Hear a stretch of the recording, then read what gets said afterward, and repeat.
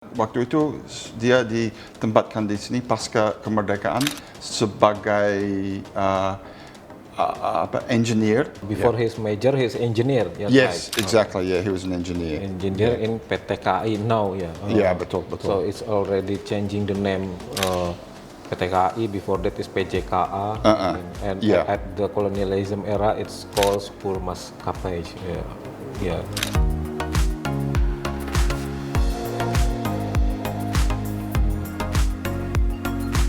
Halo pemirsa, senang sekali berjumpa kembali dengan saya Yuda Sanjaya, dan hari ini saya kedatangan tamu dari jauh dan tentunya kita akan berbicara banyak hal. Dan sebagai disclaimer, hari ini kita akan bicara campur-campur Inggris dan Indonesia karena bahasa Inggris saya juga mungkin terbatas dan bahasa Indonesia tamu saya juga mungkin terbatas. Tapi nanti kita akan kasih subtitle untuk membantu kita semua memahami apa sih yang kita bicarakan. Oke, I already with Mr. Rod McKibben, right? Betul. So you're coming from Australia? That's correct. Yes, yes. Former lecturer? Yes, I've had a varied career as a consultant in the universities and in government too.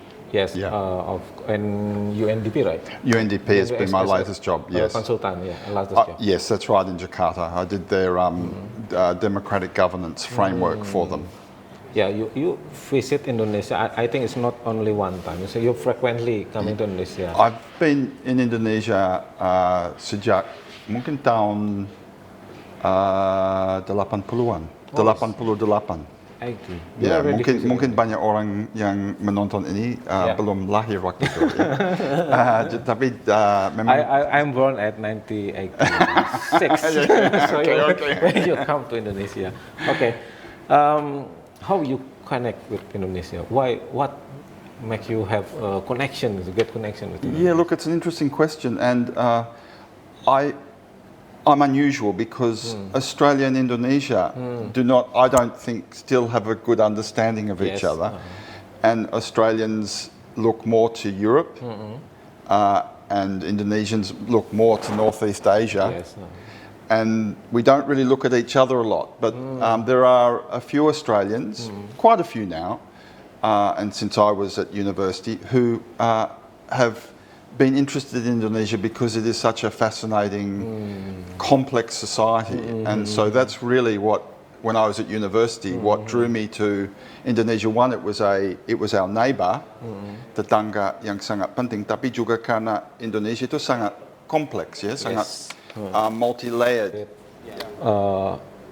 I think this is not first time you visit Cirebon, yeah? No. Because we meet first time at 2022, I think it was, wasn't it? Yes, almost 3 years ago. Yeah. COVID time, so we are using mask each other. Yeah, exactly. Yeah. Okay, so how many times you already visit Cirebon? I think this is my fourth time. Fourth time. And so, look, just to give you a little bit of background, my wife's mother, her father was the mayor in Cirebon. So that's probably what people are sort of wondering, well, why am I here? Why am I interested in Cirebon? Yes. And her father was the mayor from 1959 to 1965. He was the mayor here in Cirebon. And I didn't know that for many years, although I was married to her daughter for many years. She told me about the stories about her, and so I got interested from a family history perspective. So this is the history family perspective, right?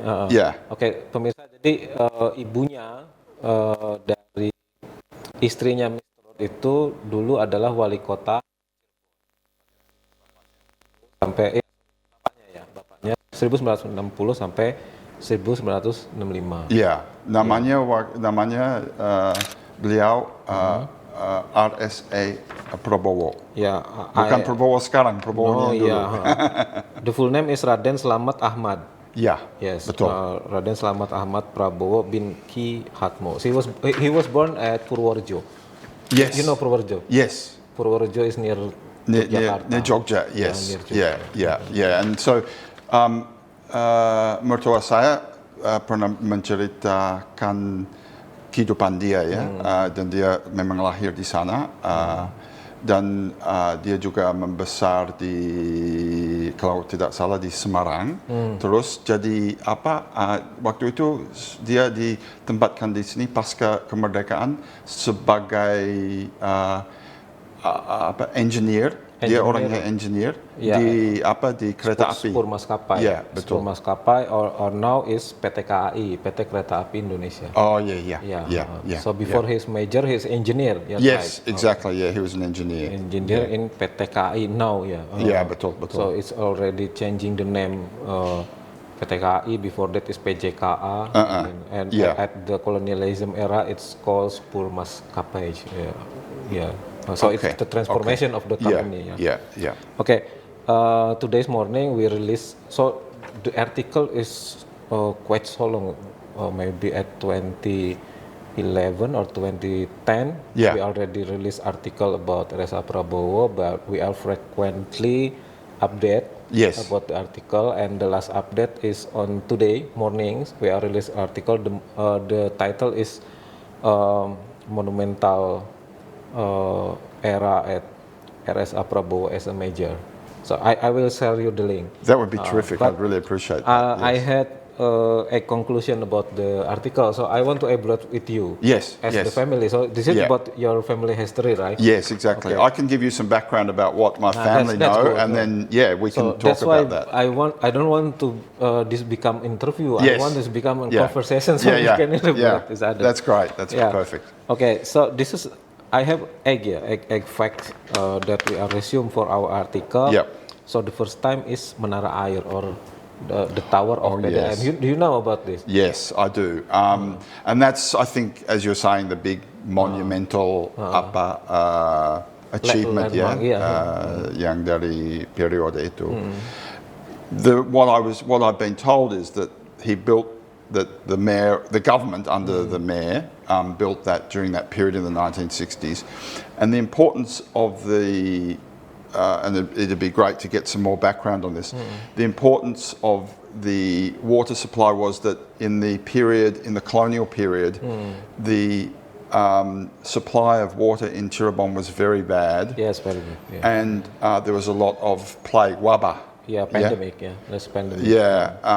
And so the big priority for RSA Prabowo at the time was to make sure that the water supply, and because he was an engineer, he really wanted to do that. And so he built the water tower, but also there was the Dutch had a saluran air dari Kuningan. From the Kuningan. Dia buat yang Supply kedua, biar air supply-nya lebih regular, lebih bisa diandalkan.